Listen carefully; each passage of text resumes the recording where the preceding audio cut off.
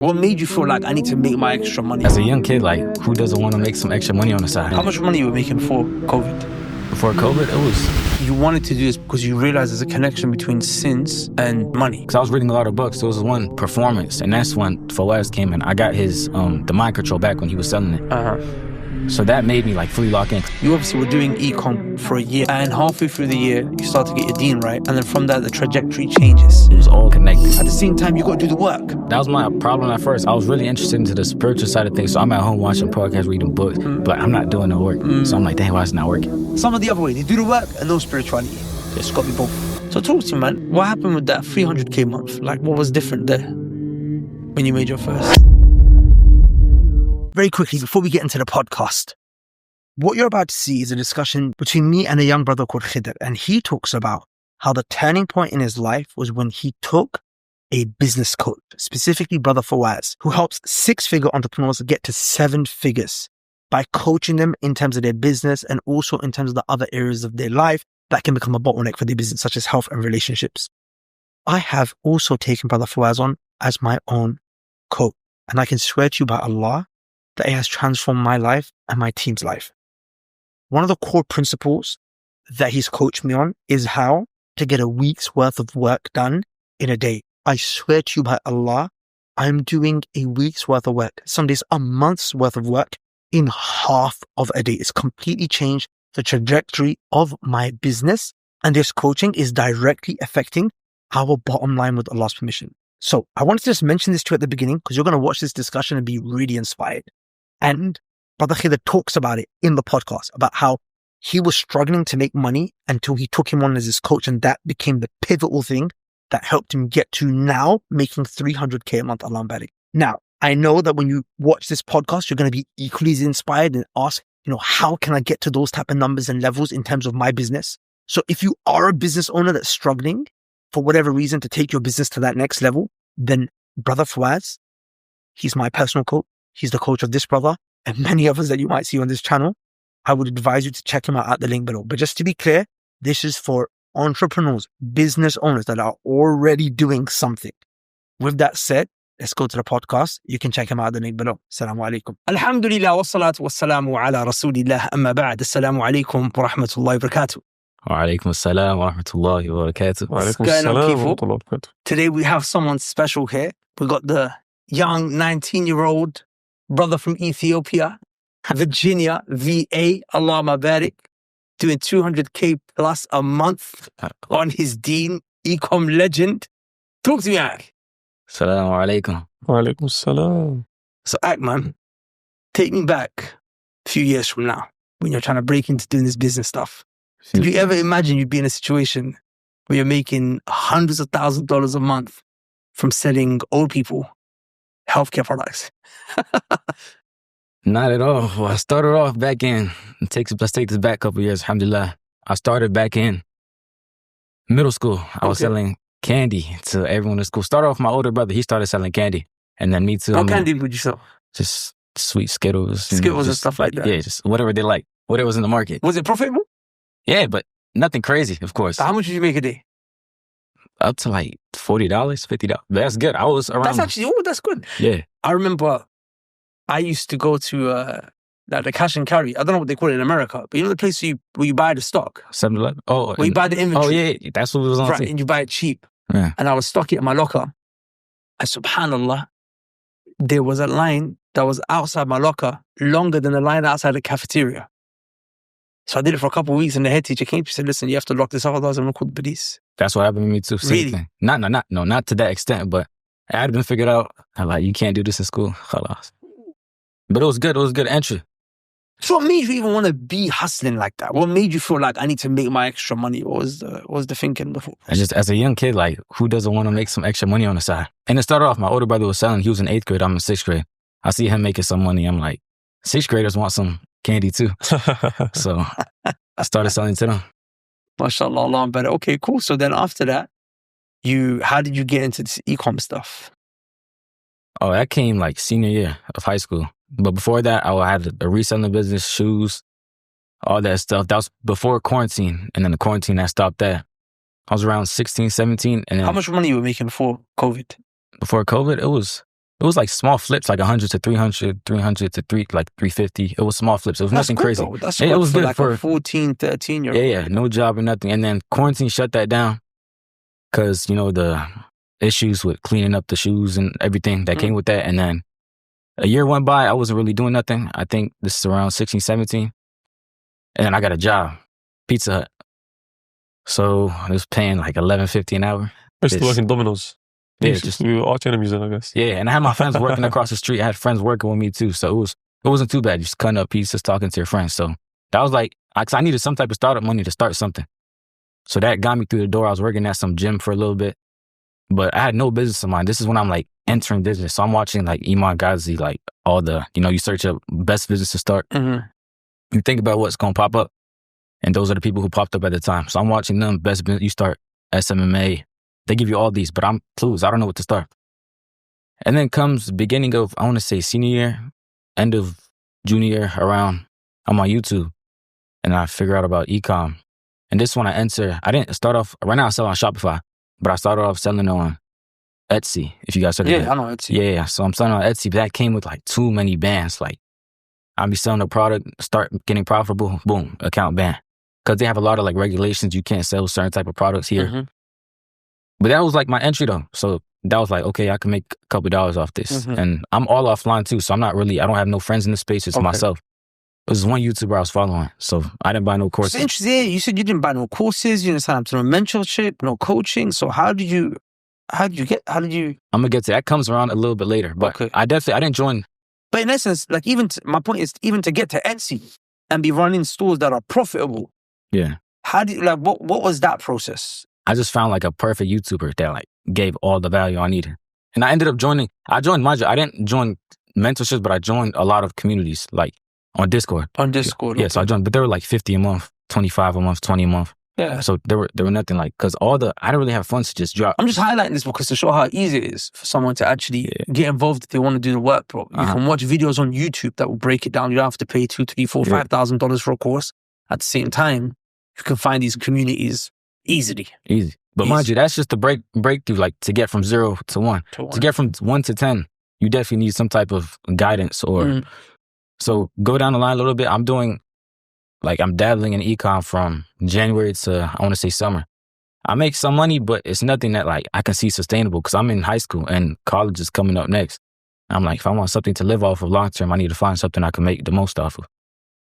So that's when I start getting into paid ads. So at first I'm not doing no ads, it's all organic sales. Like I'd have to film my own ads, like, and put no money behind it. They would have to go viral, or it was a crazy business model. So organic ads. Yeah. And then I hopped onto ads. I watched a bunch of YouTube videos. I think it's time to switch over to ads because you can scale from 0 to 100K a month in like 2 weeks with ads if you have the right creatives, ads. So I started ads. It was very hard from the beginning, especially because I had no community, nobody to learn from, no mentorship. And my cash flow was really low. So summertime, this past summer 2024 is when like I decided I wanted to lock in on ads. But I had low cash flow. So the whole summer, I was just watching YouTube videos.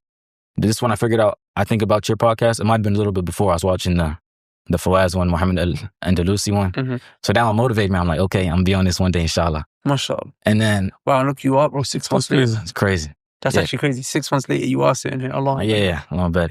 And then... This is when I'm first getting into Facebook ads. But summertime, I'm not... Like, I didn't start the business at all. This is when I get on my deen a little more. I've always been on my deen, mind you that. But when I say on my deen more, it's more so of like my family's not like saying, hey, make sure you pray. Like I'm on my own going to the masjid. Me and the brother I was with at the, I don't know if it's Mustafa, you remember him? MashaAllah. So me and him, we're going to like almost every prayer at the masjid.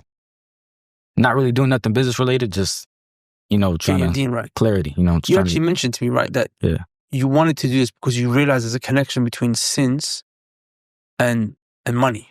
Yeah. That's when because I was reading a lot of books. There was one, it was a good book. It was called Masculinity of the Prophet, Sallallahu Alaihi Wasallam. I was reading that, and then that was just giving you the blueprint to everything you got to do. So it would be talking about how the blessed times are like before Fajr, or like waking up for Fajr, before Fajr, praying to Tahajjud.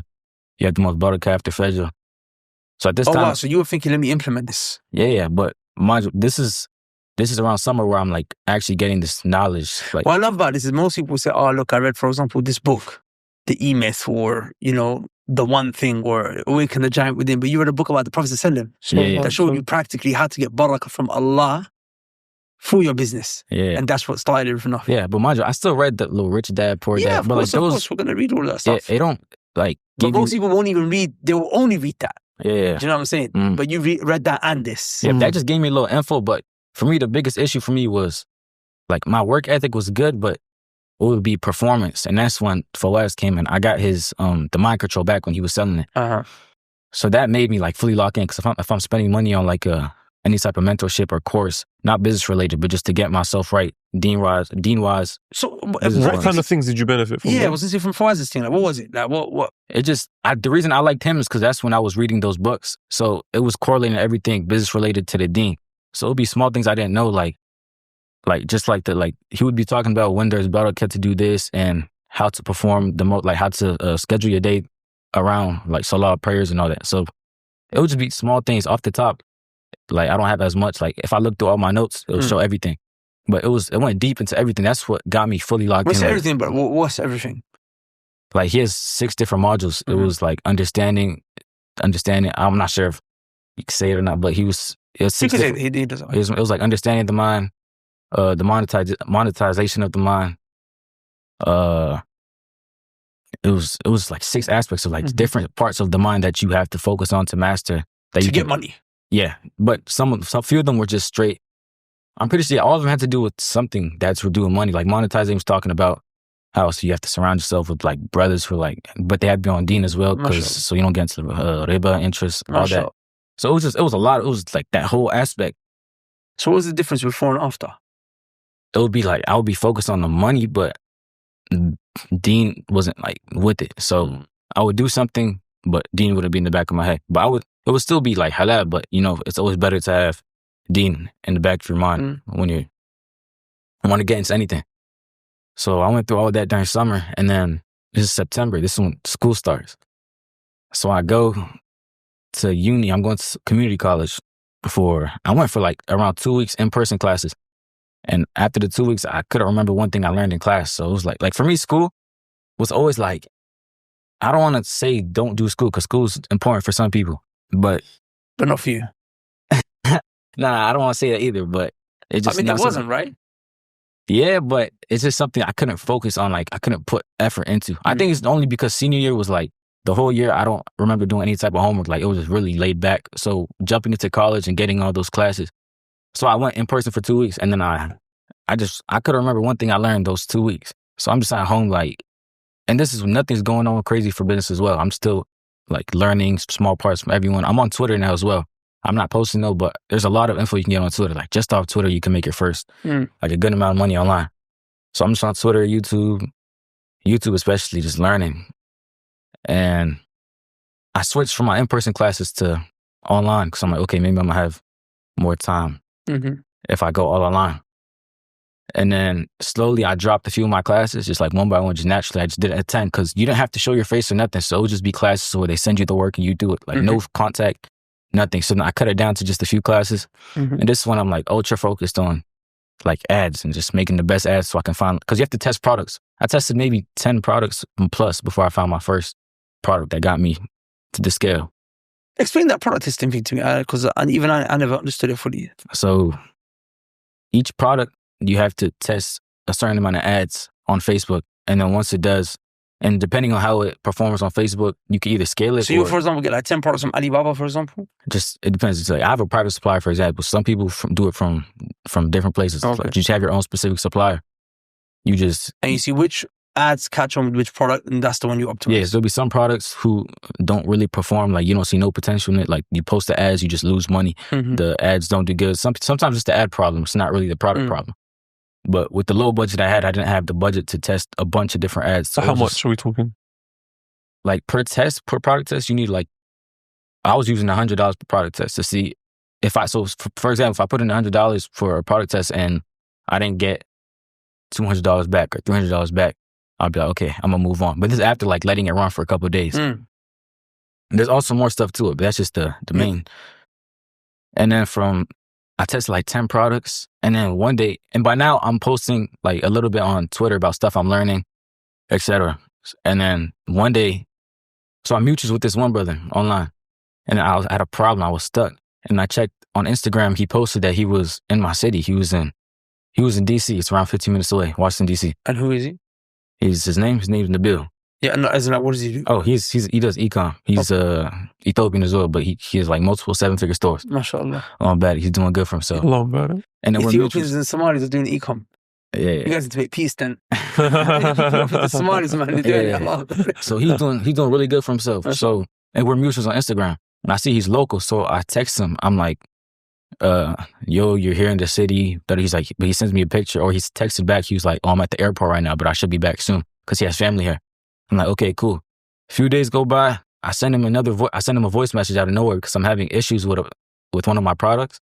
And I'm like, okay, let me see if he can help. So I send him a voice message like 1 minute, 2 minutes long. He answers right away. He's like, bro, I think he sees that I'm Ethiopian too. And like, I think it reminded him of himself when he was younger. That's what I think. I still don't know why he decided to help till today. But he texts me back. He's like, yo, you got to do this, that. Like, he goes into detail. And at the end, he's like, let's hop on a call this week. I'm going to run you through everything. It's for free, by the way. I don't pay him anything. And then a few days go by, we hop on. And mind you, this time I'm working full-time security. I'm a security. I'm doing 16-hour days, 60-hour weeks. Like, it's crazy. Like, yeah, it's crazy. And so I'm just this is my schedule is at this time. I wake up. It depends. If I'm working 16 hours, 8 hours. On 8-hour days, it would be around from 3 to 11 or from 7 a.m. to, I think, 3 or 2 around there. And then I would be sleeping. The days I work from until 2 p.m., 3 p.m., I'll be sleeping at 8, waking up at like 2 a.m. And this time I was strong on my tahajjud, which I need to get back to because when you have nothing, like what else do you have to rely on? So I was praying my tahajjud, waking up 6 a.m. It's really important to get back to it, by the way, because we ask Allah when we need. I was going to say the ayah, I just forgot. But now we've got to thank him after. Yeah, it's and if you thank him, he gives you more. MashaAllah. So, just a quick question. Did you know that the majority of millionaires are made through real estate? Now, this was crazy to me when I found out because obviously as a businessman, as an entrepreneur who's trying to make as much money as possible, you'd focus on the thing that's driving people the most amount of results. And there's decades and centuries of proof that real estate helps create millionaires. But then there's one fundamental issue, which is that as a Muslim who's trying to fear Allah Azza wa Jal, not engage in riba and interest, it's very hard to engage in real estate. Because if you don't have that upfront capital to invest, you need to take a loan. But there's going to be riba, interest, and then no one wants to start a war with Allah subhanahu wa ta'ala. Which is why I believe it's such a blessing that we have people like Brother Sam Amin in our ummah today, who actually took the initiative to create models and infrastructure to help Muslims invest and make millions through real estate without even a single debt, without a penny of riba. Brother Sam Amin has over $100 million of Muslim money invested in real estate, 100% riba free. His investors are Fortune 100 senior executives, and some of the investors that have invested in his projects have become millionaires on the back of the investments they've done with him. And I have personally met some of them with the permission of Allah Azza wa Jal. Currently, there are projects in Medina, the city of the Prophet sallallahu alaihi wasallam, which is 100% oversubscribed. Projects in the US, and there are some very exciting projects here in Dubai. The investors are seeing double-digit returns in as short as just 1 year. This is a crazy and ridiculous opportunity. Now, initially, you had to have $100,000 minimum to invest in these real estate projects with Amin Developments. But now, alhamdulillah, an infrastructure has been set up and created for you guys to be able to enter with as little as $50,000. That's right, $50,000, 100%. Put towards a riba-free project with double-digit returns within 1 year. This is a crazy and ridiculous opportunity. So if you guys want to find more information about how you can get involved and more details on the project and see if you qualify and eligible to be part of his investors, click on the link below, fill in the form, and get on a call to one of his team members. With that said, let's get back to the podcast. Assalamu alaikum. Yes, I'm praying tahajjud almost every day because I have nothing. I need something to work. Like, I have nothing working at all. And all the money I'm getting from my checks goes straight to the ads, like, for the most part. So I'm spending everything on the ads. And then this is when me and Nabil were hopping on calls every couple of days for free. He's telling me, yeah, make sure you fix this, add this team member, do this, test this product. And then like 2 months working with him, a product randomly, one day we get like $500 in sales, but it's break even. It's not profit, but it's like 500 in sales. I'm like, okay, like you have something that's like working a little bit. Okay. And then 2-3 days go by, it's still from break even. Like we're not making no profit, but I know something is there. So I'm talking to a few other brothers, and I'm like, what can I fix? Like, and I'm targeting just United States right now. He's like, bro, you're playing the game on hard mode. Just target top 4, top 5. So US, Canada, UK, Australia, and New Zealand. I'm like, okay, I'm gonna try it. And there was new strategy I was using, but strategy I don't think is the main problem. So I tested next day. We got like 600 in sales with like good margins. So I'm like, it's my first time making money off the actual stuff. I'm like, this is crazy. So this goes on. Fuck, that's probably the best. No, the best feeling was definitely making 1K in a day. That was better than making anything more than that. But so at this time we're around 600 in sales, but good profit. And then so I'm like, okay, it's working. And then right now I'm just throwing more ads in the campaign. So I'm just throwing ads in there, like a bunch of ads that I'm making and just putting inside the campaign. What are you using to make the ads? Like Canva? You're making them yourself, or it's on CapCut? There's CapCut. Yeah, like there's a strategy to make ads, like video ads. Yeah, and then so I'm just throwing in ads, raising the budget. Remind us again to the strategy. This is actually a very useful podcast. You know, guys who are in your situation, it's can learn a lot from this one. But yeah, remember to get into that. But go on. So it's correct. Right now, like, I'm still working like 16-hour days, 8-hour days, like 60-hour weeks, 50-hour weeks. So the little time I have, like, I would work a little bit before Fajr as well because I have work at 6 a.m. So I work for like an hour before. So every morning, first thing I do after I pray, I go back to sleep after Tahajjud, but I wake up again after like a couple hours before Fajr to check everything, make sure everything's good. Because at this time, I'm dealing with a lot of like Facebook bans, like ad account bans. If you do this, you know how ruthless Facebook is with bans. They ban you for every small thing, sometimes for no reason as well. But I got in contact with a few people who could like unban, but you have to pay them a lot. But it was a whole situation I had, but I finally got past that. And at this point, we're doing around, I want to say 1.5K a day. Yeah. So, but our main issue is our daily spend limit on Facebook is stuck at 500 a day. So we can't scale more than that. I'm texting Facebook every day. I'm calling them like, what do I have to do to get more? And Facebook, their support is terrible. I even bought the check on Instagram because there was a brother who told me he was like, if you buy the check, you get like a connect. You mean the blue check? The blue check. The verification? Okay, there's like a way you can get in contact with Facebook. Yeah. Their live chat on Instagram. So I'm trying that out. I'm doing everything I can. I still have the check till today. I never took it off. But it looked cool, so I'm just keeping it.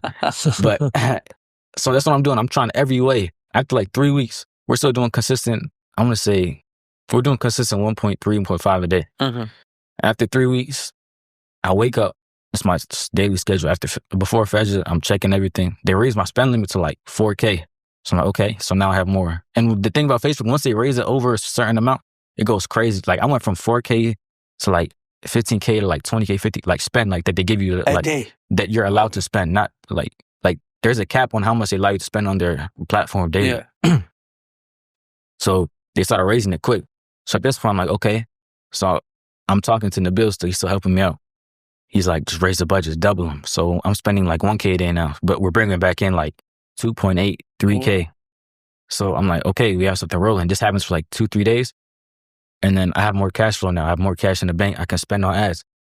So at this point, we're like, he's telling me double like the budget's fast. And usually people in the space are like, they're scared to like add 20% every day, go slowly. But he's telling me just double it. I'm like, okay, like why not? The boss. Yeah.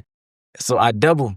And every time I doubled the spend, it would maintain the ROAS. So we would get the money back. So ROAS plus return on ad spend. Yeah, return on ad spend. So we would still get like a good return with more profit.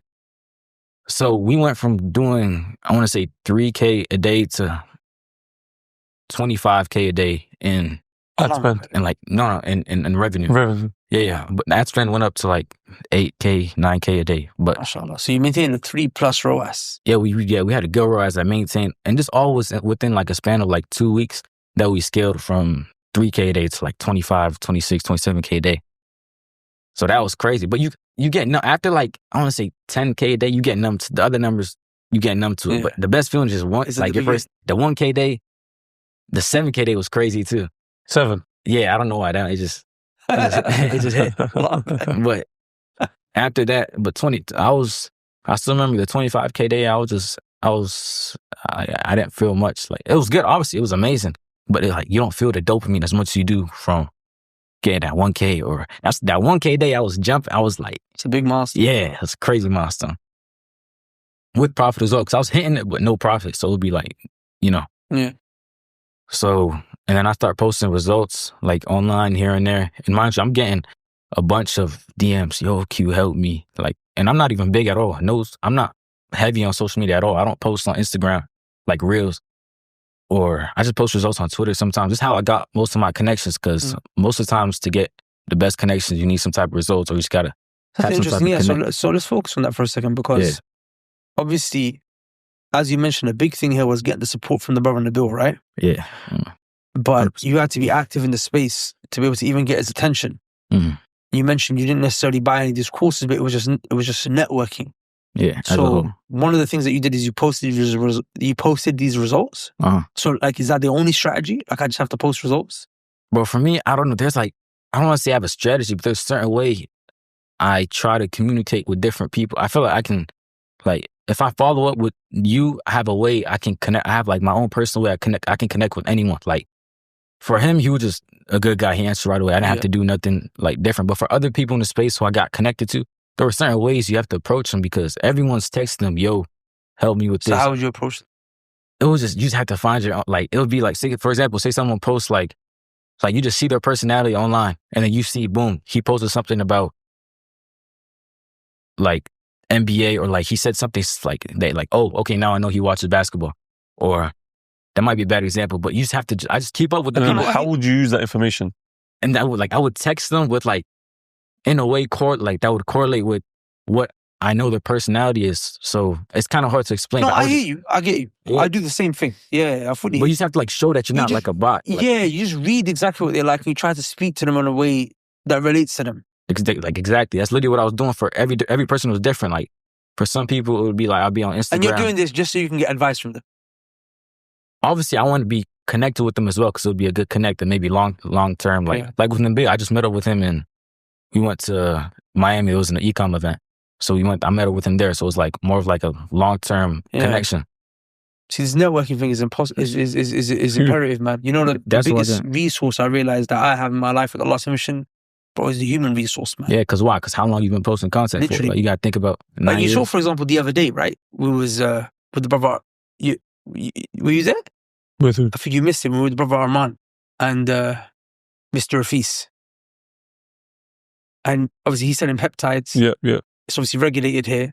As I saw him, I was like, I know this guy. He's got access to that, to the health ministry. Yeah. Just connected him there. And he was like, what he said? He said, who do you need? Yeah, what do you need? I said, do you know anyone in the health ministry? He looked at me and said, what do you need?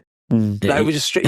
Point being is that, alhamdulillah, got to a point now where within the community, or within the network, like, bro, I don't ever come across a situation where I don't know someone that I can connect with someone. But that's on the back of like 10 years of building this. Exactly. You know what I'm saying? But it's necessary. Like, for example, yesterday, I was doing a podcast with a brother. He's got a security company. So he gets government contracts. He's got 52 big contracts, right? Mm-hmm. And he made 20 million in the last 2 years. Allah Barik. So afterwards we were talking, after the podcast, I said to him, bro, I don't think you have any contracts in Saudi, do you? He said, no. I said, I know a guy who's got very big connections in Saudi, and he's running an operational cybersecurity company there. So would you like me to make the connect? Bang. You know what I'm saying? So this concept of networking, I never did it even intentionally, but I'm impressed at such a young age. You've done it with intent and actually started to, within 2-3 weeks, get everything you need. Yeah. And the thing about it's crazy because one good connect can like 5-10x your whole, it can change the whole trajectory of your life. Like, it's crazy. Like, one good connection it's crazy. Very good. And that one good connection, you lock in with that one, because what they say, there's like a quote, it's like you're 7 connections away from anybody. From anybody. So I actually tested that. Like, as in, I was with the brother one time, I was like, just throw someone at me. And I found I was at 2 connections away from pretty much everyone that I wanted to even be connected to. This is actually crazy. Because think about it, for example, Mahed, I just met him at the event. Yeah. And I went to Fawaz's event, and then I met you, and I met him. That's just 3 connections. 3 connections away, right? Yeah. And now you're here, connected to the world. And the crazy thing is, I was supposed to go to a Umrah trip in December. but then my funds was like a little, not tight, but I needed it for another, like something else. Mm-hmm. So I'm like, I'm just wait for February for Fawaz's. Mm-hmm. And I ended up going to Fawaz's and meeting you at Umrah. And you told me come here. And Alhamdulillah. And then you met Ammar, yeah, all the Abu brothers. Lihya, all the brothers. Allah Akbar. Dave, sorry man, I interrupted you, man. So you were connecting with these guys. Oh yeah. You're reaching out to them. You're putting out these testimonials. Yeah, all I'm doing right now, I'm Results. just putting out testimonials. So now I have even more social proof. So if I DM someone, now I'm getting DMs from people who I looked up to for 6-7 months saying, yo, congrats. Like, wow. Text me if you need anything. Here's my like Instagram. I'm gonna follow you on Instagram. Like, so I'm getting these texts from like people who I'm looking up to. And most people are willing to help. I know it's a lot. Like, they just want to make sure that when they help someone, they're not gonna waste their time. Like, there's multiple people who I've DM'd like maybe 3-4 months ago. Maybe it was a question or whatever it was. And then like after I started scaling hard consistently, I get them DMing me, yo, congrats, bro. I seen you. Like, and it's like, I don't blame them either, because even now I'm getting DMs from people who, like, if you DM me something like, yo, I'm not going to answer. Like, but certain people who send me proper messages with, like, who need help, I'm going to answer. I love answering because that's how I got to.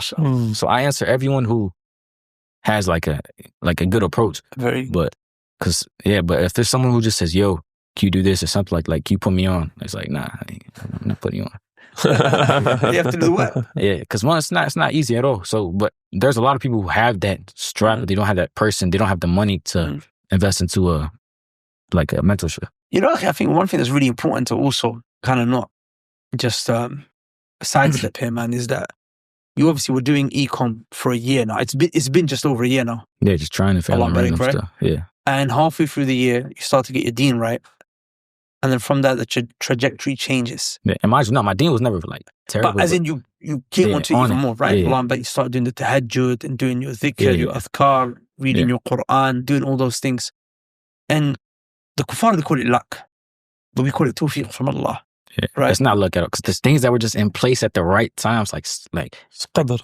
Crazy. Like, if I broke it down to when things happened, how much I had, like what I needed to pay off, like it was all like connected, like same. And that's why Allah said, وَمَن يَتَّقِ اللَّهَ يَجْعَلْ لَهُ مَخْرَجًا. Whoever fears Allah, Allah will find a way out for him.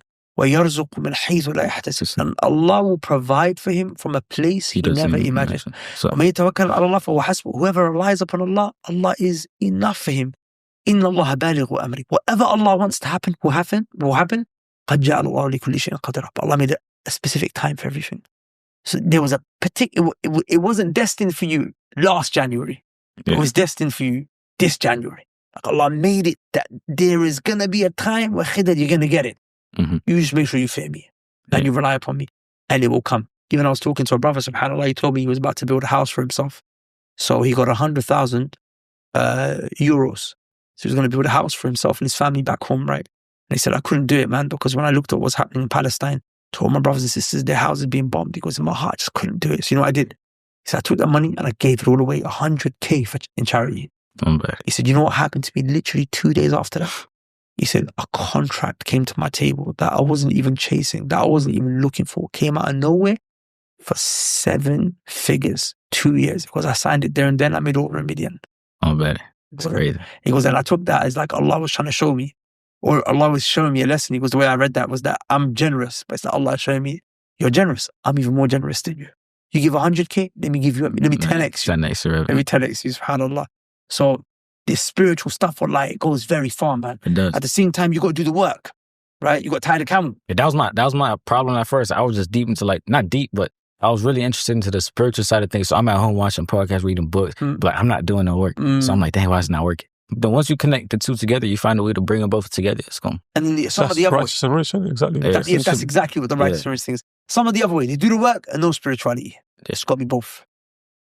طيب, man, so look, talk to me, bro. So then you ended up partnering up with this brother. And now we just partnered up on this because he knows he has way more knowledge than me in the space. So if I can partner up with him, it's not about the money for right now. If I can partner up with him and gain as much knowledge as I can while we're both gaining money from the brand, obviously, it's like a win-win because worst to worst, this brand goes down tomorrow. I have all the knowledge and skills where I could duplicate and just do it again. So you get paid to then? Yeah, pretty much. Good brother. I I don't know how else to thank him. He's a good. And is the plan to eventually exit from the brand, or are you just gonna try and run it for as long as possible? 100% to exit. Like, but obviously not right now. But within like maybe 16 to 18 months, depending on where it's at, we're definitely. So you're gonna do the thing that brother Jamal does, which is build, scale, exit, and then start another one, build, scale, exit. Yeah, but I feel like it gets to a point where you have like good cash flow and like you can start getting into other ventures like real estate. Like, but obviously it's good to stick to one thing. But I feel like it gets to a point where you have like money in the bank where you could do. Money gives you options, Allah. That's what I'm saying. So you just gotta get to 0 to 10. So talk to me, man. What happened with that 300K month? Like, what was different there when you made your first? To be honest, like nothing crazy, but the biggest thing was definitely the mindset switch. Because now, like all my I had a bunch of limiting beliefs on the way scaling. Like, oh, I can't. This ad's not gonna work. This setup's not gonna work. I can't make 10K a day. I can't make 20K. But like now that it's done, it's like now my standards are way higher. So now it's like, okay, I've never done 50K in a day. So, but 20K, okay, I already did that. Like that, I can do that tomorrow. But back then it was like, I never did 500 today. So that's going to be the hard part. Like that's hard in my mind. But now it's like, I know even if everything goes down, it'll be like, okay, let me just go back up to 25 real quick and I'll see if I can get to 50. So fundamentally, you're saying the hardest part is just going... It's just the mindset. Just the mindset. The mindset, right? Yeah. But I was human beings don't understand the importance of compound, right? Like the hardest thing to get to is always from 0 to 1. 100%. And then 1 to the first 1K, right? And the first 1K to the 100K or 10K, and then that to the first million. It's always the hardest thing to do. But it's at the moment you've hit that first 1K a month, 2, 3, 4, 5, 6, 7, 8, 9, 10, they come easy. Yeah. Do you know what I'm saying? Because of all of the compounding that's done in terms of the skill that you've developed to get to that 1K. Everything else after is just compounding in the background. Yeah. So then 5K, 7K, 10K becomes easy. Then you break through the next threshold, which is 100, and then so on and so forth. It just requires consistency, man. It's just that you have to just push hard to go from 0 to 1. It's just getting to that 1 is the hardest thing. Then after that, as long as you put your trust in Allah, you do the work, man, you don't do something dumb, it just keeps coming, man. And at first, it's like, you have to isolate, like you feel like you have to, I mean, I think it's good to isolate yourself because I was definitely isolated from, I want to say from summer to around like for like 5 months after summer. I was not isolated 100%. Obviously, you got your close, but I felt like if I isolated, I'll get the most done, which ended up working. But most people think in the beginning, you need to be working. You hear everyone talk about 12-hour days. Like, but for me, that was never the case. Like, I was working, but I would put beginning, 100%. I'm like, but I'd be confused because I'm in front of the laptop. Like, what do I do for 12 hours? You know, it's like, I don't have nothing to do. So I would do what I had to do because in the beginning, the most you can do, all you can do is just test products. And that doesn't take you 12 hours a day, especially with limited cash flow. So I would be like I try to like read, listen to podcasts, but it's like so much you can fill up your day with. So if I would tell someone who's just starting, I would say just set up like maybe 4 hours of like deep work and then enjoy yourself, but just don't you make sure like the biggest thing is clarity when you first start. You need clarity on what you want. Me, everything was everywhere. I just ended up connecting all the pieces. Sure. But if you have clarity when you first start, that's the biggest thing. You need to know what you're doing, consciously do this, consciously put up this product test. Let me ask you a question. Are you driven or are you dragged? Explain, please. Are you driven by something that you're trying to work towards in the future, or some experience that you went through in your past that's dragging you towards this? Like, some people, they get to work because maybe they were bullied or, they went through some embarrassing, humiliating experiences. They were young. They were like, nah, I'm going to push through. So that experience is dragging them forward. Some people, nothing is dragging them. It's just that there's a goal that they're driven towards. I feel like it's a mix of both. So when I was working the security thing, I was talking to a lot of people at the job. And then their stories would be like, man, like they'll be a little older. Be like, yeah, like but they all grew up in way worse environments than where I grew up. So it's understandable, but just hearing about how a lot of these people are living, it's like, dang, I don't want to, that can't be me, So I guess that goes into driven because now you're more driven to work. And obviously you want to provide for family. And what's the drag side? Drag. Explain what drag, something's dragging from the past. Yeah. Not really specifically, like it's all in pursuit of just, I don't want to say just not chasing money, but just everyone who doesn't want some wealth. Yeah. I mean, there's a couple people who say, oh, wealth is bad, but the majority of people, they obviously just want money, but there's nothing specific where I would say man, I went through this. So what are you working towards? What are you trying to get to? I definitely want to make hijrah, inshallah. Like that's especially being here for a month. It's like crazy. Like the vibes here, the brotherhood, like nobody wants, like, for example, you go out to eat with the group, like automatically right when I came, the first like couple of days, I don't think I paid for my food at all. And not even intentionally, I would just be eating. Oh, it's paid. Like me and brother right here, we're at like food shop. He'd be like, oh, I already paid. Let's pay. And now it's like, I get the habit, okay, I want to pay for them too. It's like back home, you get it obviously with certain groups, but it's not as like, like, I don't know how to explain it. The brotherhood is crazy here. That's what I like. The brotherhood and obviously, as long as you're not living in like the heart of Dubai, like Sharjah, I'm staying in Sharjah right now. Like it's peaceful, it's quiet, it's oh my God. Yeah. You're Sharjah too. Yeah, it's nice. So, but goals, like I don't have no like end goal yet, but obviously I'm trying to get back to memorizing because I memorized a good amount of the Quran. But after quarantine, I just been reading, so my memorizing a little weak. So I guess getting back to that, it was just the most thing you need money for is to free up time to do other things you want to do.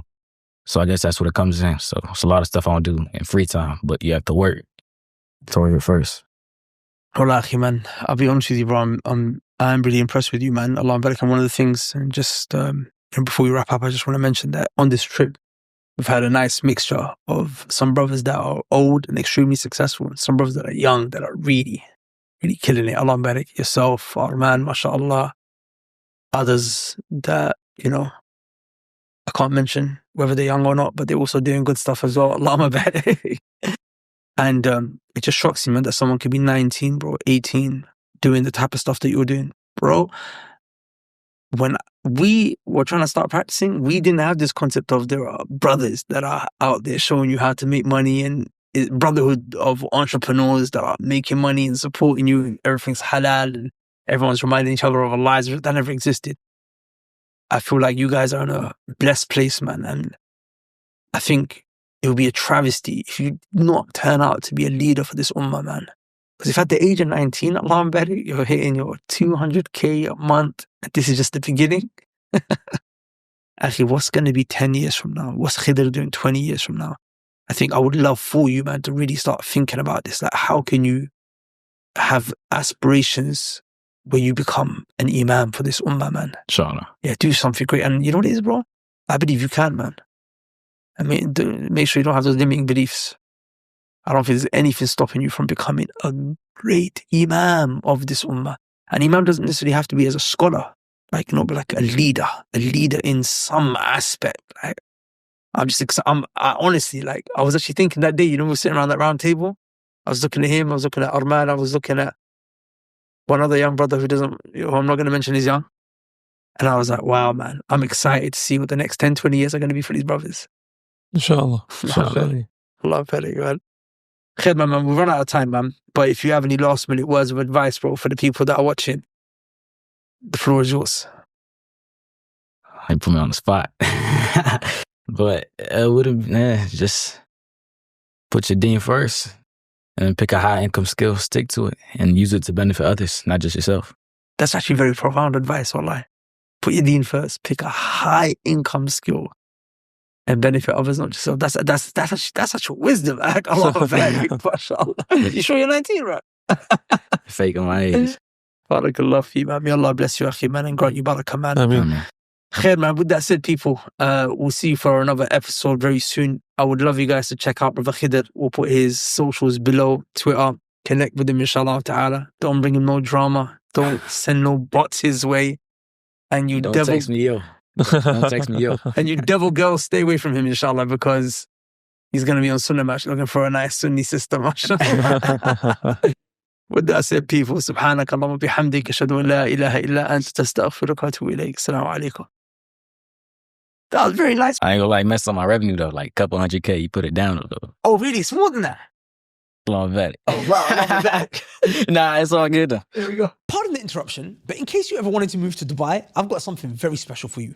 As you may be aware, myself and Abu Bakr moved to Dubai and Sharjah last year. It was one of the best decisions that we ever made for our deen, our families, and our businesses. Living here is amazing. You've got a masjid in almost every single street, unparalleled safety and security. You've got lessons from mashayikh and different teachers and students of knowledge in English and Arabic, and no income tax. Now, how do you move here? That's a question that you might be asking. Well, it can be tough if you don't know your way around things. Sometimes the companies that help you get visas here, they got hidden fees, long waits, big problems, resulting in visa rejections, a lot of wasted money and time. This is where Ansar Consultants comes into play. They helped us set up everything. No hidden fees, no long waits. They kept it simple and honest. I got my visa in less than a month. And these guys have a 100% track record helping brothers get their visa so far. 100% track record, that's insane. Allahumma barik. Now, if you're thinking of moving to the UAE, I recommend Ansar Consultants. They can even help you invest in properties here with a 100% Sharia compliant contract. So if you want a smooth move like we did, click the link below and check out Ansar Consultants. Now, back to the podcast.